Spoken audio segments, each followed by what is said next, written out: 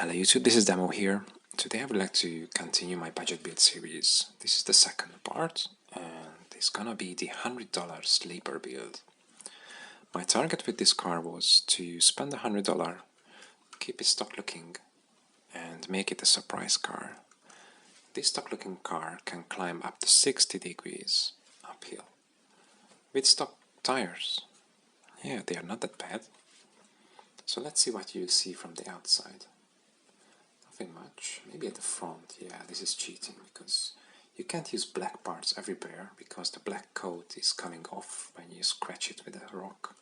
So I was just using plain because it looks very bad when the black brush is scratched. But let's start from the beginning. Let's see what's in this one. The target with a good build, a good performing build, is always to have the least possible weight on the chassis.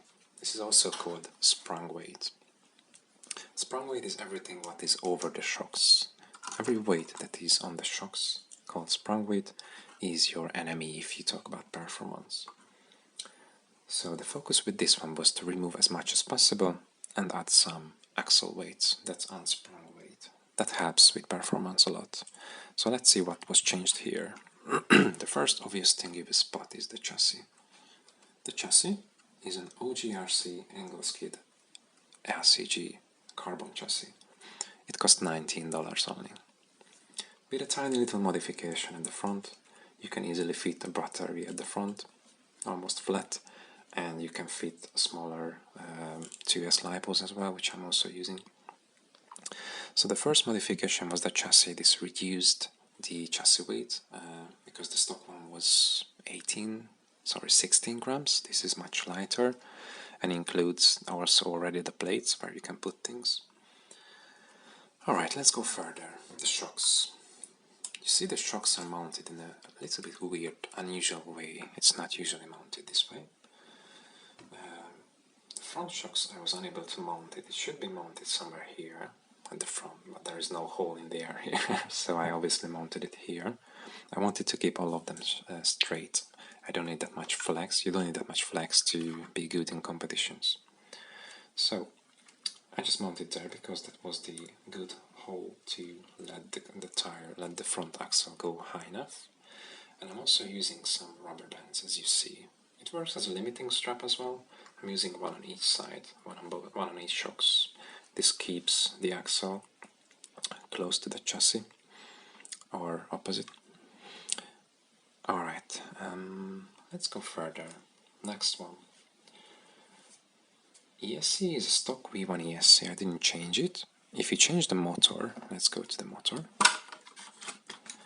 If you change the motor to a good 050 motor, then the stock V1 ESC can work pretty well. It works quite smooth, to be honest, and I don't feel the need to change it. So you can also save money on not swapping the ESC if you have a good motor. Sorry. This motor is a 050, very basic motor. It works pretty well and very smoothly. This is from OGRC. Next one. Let's go to the front. Servo. As you can see, it's a very basic servo kit. You can use Emacs. This one is an Injora just for testing. It works the same way as an Emacs, so there is no big difference. This one is maybe a little bit louder, but not big noticeable difference. And this costs $20, including the servo arm, the servo and the tray, so not a big deal. This too is a black OGRC steering link. And what else you see on the front? I didn't use black over here, as I mentioned before, because once it's scratched it looks trash. So I was just using plain brass knuckles and front diff cover. The reason I said front, because I didn't put at the rear. There is no need to have that much weight at the rear, and I'm already having some wheel weights, which is a bit more than a diff cover. And including diff cover it would be too much weight to the rear, and also more money, but you don't really need that much weight at the rear, as long as the car is balanced. So, also very basic, which is everybody is using, links, high clearance links, from any brand you can choose, it doesn't really matter. This one is from OGRC, this is the O-ring version. You know, these aluminium links, they all come with these O-rings. The only trick you have to do with these is not using every single O-ring, because then it doesn't let you flex that much. So at some places where it's very tight, you just use one O-ring like I do here. Not sure if I can focus on it. If you can spot it, there is only one O-ring here, nothing at the bottom, and there is missing here and one here. So you don't need to use two O-rings everywhere. Alright, and the one last thing I need to mention is an overdrive gear. I'm a huge fan of overdrive, and due to this truck is used many times on trails as well, when I go out with my son for a long few-hour trail, the 14-turn overdrive gear is what you need.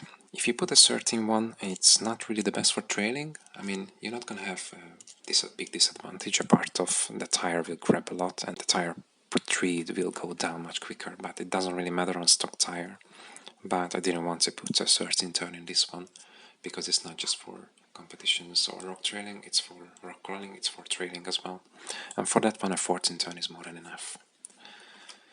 So that's all the parts I used.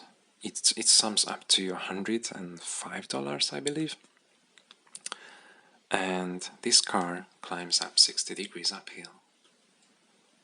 Yes, it works very, very well, and I love this build. This is one of my favorite ones, just probably because of the stockish look and because it's a sleeper and only $100, and it looks, I love it. Looks cool, looks stockish, but it's not stock at all. That was all I wanted to say. Let me know if you have any questions. Just feel free to comment below. You don't need to spend a lot to have a good car. The last video I showed you with the Bronco, with $50 you can have a much better Bronco. C10 at $100 and you have almost a competition rig, a sleeper one, which is funny to have. I hope you like it. I hope I could help you with some advice, and see you in the next one, where I'm gonna show you my competition build car. Well, thank you for watching, and keep crawling, fellas.